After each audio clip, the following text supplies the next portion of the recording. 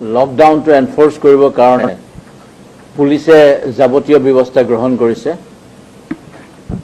আৰু এই ব্যৱস্থা গ্ৰহণ কৰোঁতে হয়তো পুলিচ কেতিয়াবা কঠোৰ হ'বলগীয়া হৈছে আৰু আমাৰ অসমত দেখা গৈছে অকমান কঠোৰ নহ'লে এনে দিয়া আদেশ কিছুমান মানি নলয় ৰাইজে গতিকে এটো আমাৰ অনিচ্ছাকৃতভাৱেও আমি কঠোৰ যদি হ'বলগীয়া হৈছে ৰাইজে যাতে আমাৰ লগত এই ক্ষেত্ৰত সহযোগিতা কৰে কাৰণ ডিজাস্টাৰ মেনেজমেন্ট এক্ট যিখন এক্টৰ অধীনত এই লকডাউনটো কৰা হৈছে এইখন এক্ট আমি মনত পৰা অৱস্থাত এই প্ৰথম ব্যৱহৃত হৈছে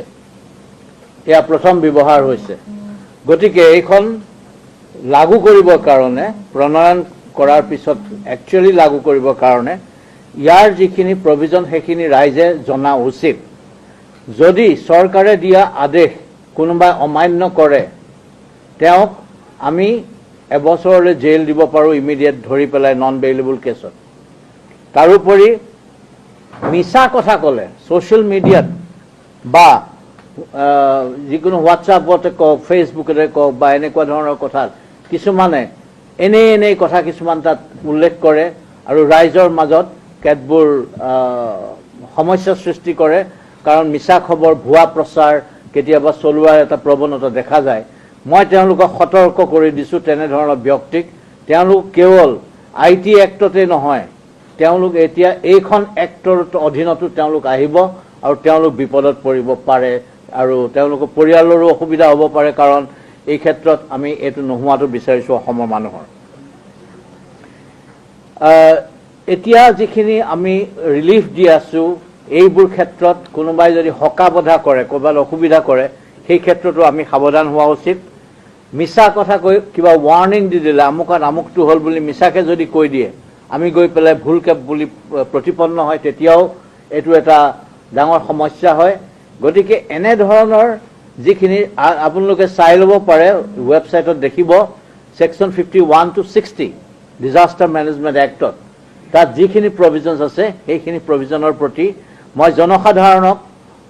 বিনয়েৰে আহ্বান জনাইছো অলপ সচেতন হৈ থাকিবৰ কাৰণে কাৰণ এই ক্ষেত্ৰত